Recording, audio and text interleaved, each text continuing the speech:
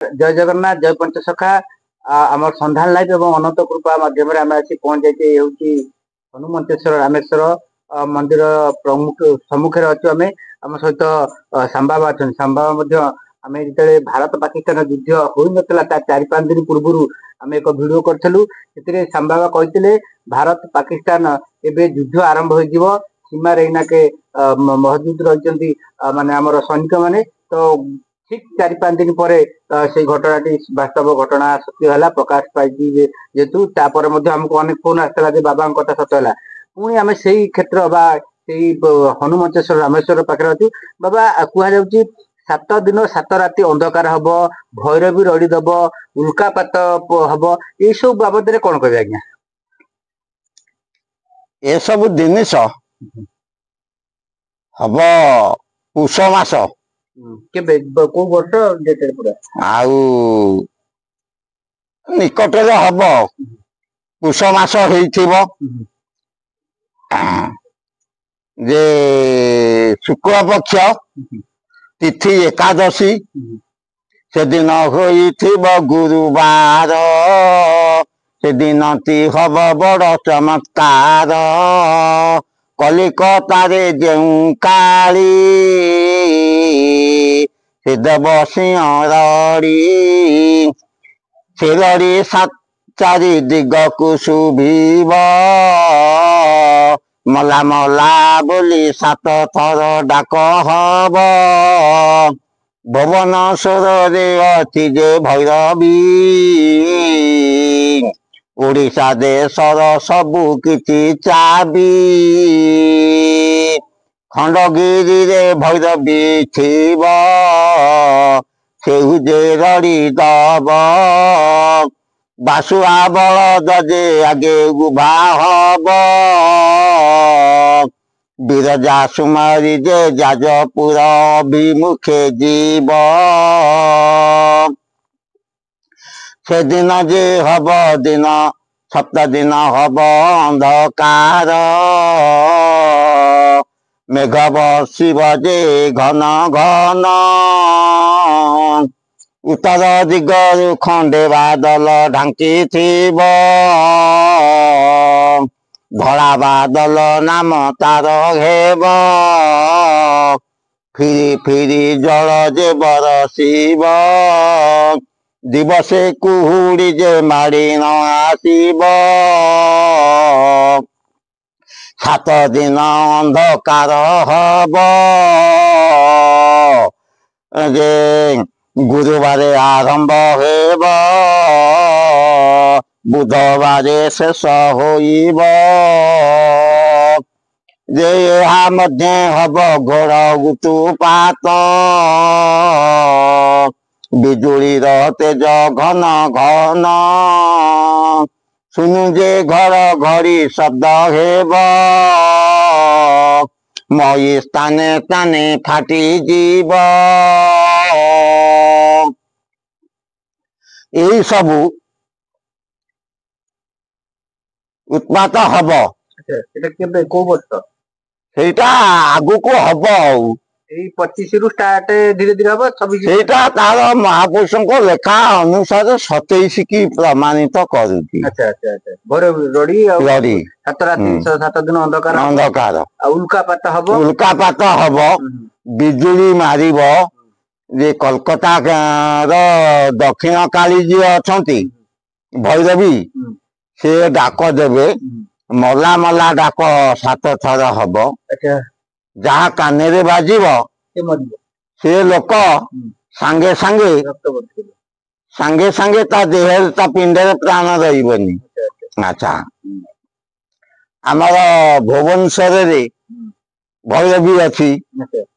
अच्छा चंदका जंगल भितर कन्हीगढ़ बोलिकी अच्छी सेठी एक भुजी भैरवी अच्छी जे पागा पुरुषोत्तमपुरे उत्तर मुख कालिका अच्छी से भी डाक दब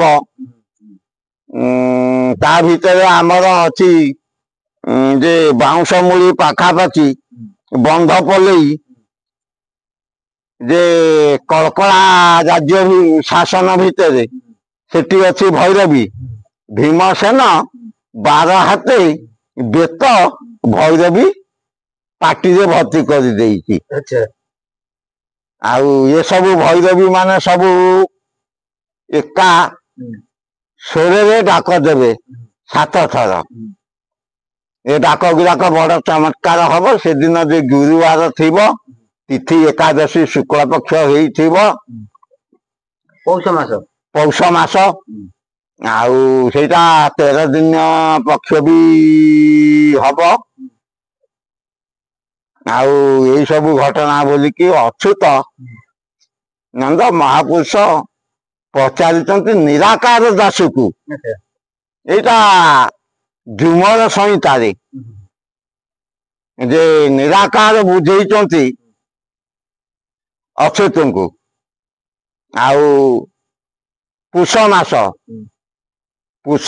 ପୁଷ ପୂର୍ଣ୍ଣିମା ଦିନ ଯେ ସାହର ଠାରୁ ଯେ ନାଗସରା ନାଗେଶ୍ୱର ଠାରେ ମିଳିବେ ଅନେକ ନାଗସରା ଚକ୍ରଧର ହେବେ ଧରା। ଯେ ସେଇ ସମୟରେ ପୌଷ ପୂର୍ଣ୍ଣିମାରେ ଯେ ନାଗେଶ୍ୱର ଅଛନ୍ତି କୋଉଠି ନା ଆମର ମହାନଦୀର ଦକ୍ଷିଣ ଭାଗରେ ସାହାରା ପଠା ସିଧା ଆତୁଡା ବାରବଡିଆ ସାହାରା ପଠା, ସେ ସାହାରା ପଠାର ଦକ୍ଷିଣ ଭାଗରେ ଅଛନ୍ତି ନାଗେଶ୍ୱର ନାଥ ମହାଦେବ। ଅନେକ ଶିବ ବା ଶମ୍ଭୁ ଏକତ୍ରିତ ହେବେ, ନାଗସରା ମିଳିବେ। ଆଉ ଚକ୍ରଧର ବୋଇଲେ ଜଗନ୍ନାଥ ତଇଁ ଧରା ପଡିବେ ସେଇଦିନ ପୁଷ ପୂର୍ଣ୍ଣିମା। ସେଦିନ ପୌଷ ପୂର୍ଣ୍ଣିମା ହେଇଥିବ, ଗୁରୁବାର ପଡିବ। ଗୁରୁବାର ସେଇଦିନ ଠାରୁ 7 ଦିନ 7 ରାତି ଅନ୍ଧକାର ହବ। ତା ଦେହରେ ଭୈରବୀ ରଡ଼ି ଦବ। ଭୈରବୀ ରଡ଼ି ଦବ। ମଧ୍ୟ ଘଡଘଡି ବିଜୁଳି ସବୁ କିଛି ପ୍ରକାର ଘଟିବ। ଆଉ କଣ ହବ କିଛି ଉତ୍ତର ଦିଗରୁ ଖଣ୍ଡେ ବାଦଲ ଢାଙ୍କିଥିବ, ଧଳା ବାଦଲ। ଆଉ ଦ୍ରୋଣ ମେଘ ଅଟେ ସେଇ ଫିରି ଫିରି ଜଳ ଯେ ବର୍ଷିବ, ଦିବସେ କୁହୁଡି ମାରି ନ ଆସିବ। ଆଉ 7 ଦିନ ଅନ୍ଧକାର ହବ ମହି। ସେ 7 ଦିନ ଭିତରେ ବିଦେଶୀ ଶତ୍ରୁ ବାହାର ଦେଶରୁ ଅନେକ ମାଡି ଆସିବେ। ଆଉ ଦାରୁକୁ ନବା ପାଇଁ କି ଆସିବେ। ଋଷିଆ ରାଜନ ଆସିବ। ଆଉ ଋଷିଆ ରାଜନ ଆସିବ ଯେ ଦାରୁକୁ ନବାକୁ। ଆଉ ବେଢା ଭିତରେ ଦାରୁକୁ ନବା ନିମନ୍ତେ ଋଷିଆ ରାଜନ ଆସିବ। ଯେ ବାଟ ନ ପାଇବ ପଥ ହୁଡି ଯିବ, ମରିବ ମାର୍କଣ୍ଡ ଠାରେ। ବୁଝିଲ, ମାର୍କଣ୍ଡ ଠାରେ ସିଏ ପଡିକି ତା ପ୍ରାଣ ଯିବ। ଯୋଉ ଦ୍ରୋଣ ମେଘ ବୋଲେ ମାନେ ମେଘର କଣ? ଦ୍ରୋଣ ମେଘ ମାନେ ମେଘର 4 ଅବସ୍ଥା, 4ଟି ନାଁରେ ତାକୁ ନାମିତ କରାଯାଇଛି ଇନ୍ଦ୍ରର ବର୍ଷାକୁ। ଦ୍ରୋଣ, ଆଉ ଗୋଟା ହେଲା ପୁଷ୍କର, ଗୋଟା ହେଲା ସମ୍ବ୍ରତକ, ଗୋଟା ହେଲା ଆବ୍ରତକ। ଦ୍ରୋଣ ଯେମିତି ଦ୍ୱାପର ଯୁଗରେ ଭାରତ ଯୁଦ୍ଧରେ ସରବୃଷ୍ଟି କରୁଥିଲେ, ତା ମେଘ ବର୍ଷିଲା ପ୍ରକାରେ ତା କେହି ଗଣି ପାରନ୍ତିନି। ସେ ମେଘଟା ଏମିତି ଭୟଙ୍କର ବୃଷ୍ଟି ହବ ଯେ ସେ ମେଘ ନା ଧଳା ବାଦଲ ଢାଙ୍କିଥିବ, ନାଇଁ ଧଳା ବାଦଲ। ଦ୍ରୋଣଙ୍କର ମସ୍ତକ ଚୁଟି ଗୁଡାକ ଧଳା। ବୁଝିଲ, ବୃଦ୍ଧ ଅବସ୍ଥାରେ ସେ ଯୁଦ୍ଧ କରିଥିଲେ। ଯେ ତେଣୁକରି ସେ ଧଳା ବାଦଲକୁ କହନ୍ତି ଦ୍ରୋଣ ବାଦଲ। ବୁଝିଲ, ବା ଫଦ ବାଦଲ। ତା ଦେହରୁ ଖାଲି ଫିରି ଫିରି ବର୍ଷା ହବ। ବେଶୀ ସମୟରେ ମଧ୍ୟ ବାହାର ଦେଶର ଶତ୍ରୁ ମାନେ ଆସିଯିବେ ଭାରତକୁ ଆକ୍ରମଣ କରିବାକୁ ବାହାର ଦେଶର। ତାହେଲେ ସେଇ ସମୟରେ 7 ରାତି 7 ଦିନ ଅନ୍ଧକାର ହବ, ଭୈରବୀ ରଡ଼ି ଦବ, ଏଇ ସବୁ ଘଟଣା ଘଟିବ। ଶୁଣୁଥିଲେ ବାବା ଯୋଉ କହୁଥିଲେ, ନିଶ୍ଚିନ୍ତ ଆରି ଭିତରେ ଘଟଣା ଘଟିଛି। ତେବେ ସେ ମାସ ହଉଛି ପୌଷ ମାସ। ଠିକ ପୌଷ ପୂର୍ଣ୍ଣିମା ଗୁରୁବାର ଦିନରୁ ଆରମ୍ଭ ହବ, ବୁଧବାର ପର୍ଯ୍ୟନ୍ତ ଏଇ ଭୟଙ୍କର ପରିସ୍ଥିତି ହବ। ସେଥିପାଇଁ ଆପଣ ମାନେ ନିଜକୁ ପ୍ରଭୁଙ୍କ ପାଖରେ ଟିକେ ଧ୍ୟାନ ରଖନ୍ତୁ। ସତ୍ୟ ଆସିଲା ପୂର୍ବରୁ ଆମକୁ ବହୁତ ସତର୍କ ବି ସୂଚନା ଆସିବ, ଯାହା ଫଳରେ ଆମେ ସେ ସୂଚନା ଅନୁସାରେ ସତର୍କ ନହେଲେ ସତ୍ୟକୁ ଆମେ ଖୋଜି ପାରିବାନି ନା, ଦେଖି ପାରିବାନି ନା, ପାଇପାରିବାନି। ଆମେ ତା ଭିତରେ ହଜି ଯାଇଥିବା। ଏଇ ଜିନିଷଟା ହିଁ ହବ। ତାପରେ ଆମକୁ ସେତିକି ପ୍ରଭୁଙ୍କ କୃପା ଲାଭ କରିବାକୁ ହେଲେ ତାଙ୍କ ଟିକେ ସେବା, ପ୍ରଭୁଙ୍କ କୃପା ବା ସତ୍ୟକୁ ପାଇବାକୁ ହେଲେ ଆମକୁ ବହୁତ ମାନେ ସାମ୍ନା କରିବାକୁ ପଡିବ। ମାନେ ଏଠିକାର କଷ୍ଟ, ସବୁ କିଛି ସହନଶୀଳତା, କଷ୍ଟ, ବିଭିନ୍ନ ପ୍ରକାର ଅତ୍ୟାଚାରକୁ ଆମେ ସହିଲା ପରେ ପ୍ରତିଘାତ ଆସିବ, ପରେ ଯାଇକି ଆମେ ସତ୍ୟକୁ ସାମ୍ନା କରିକି ସତ୍ୟ ଯୋଗକୁ ଭେଟିବା। ଠିକ ଅଛି। ଜୟ ଜଗନ୍ନାଥ, ଜୟ ପଞ୍ଚସଖା, ହର ହର ମହାଦେବ।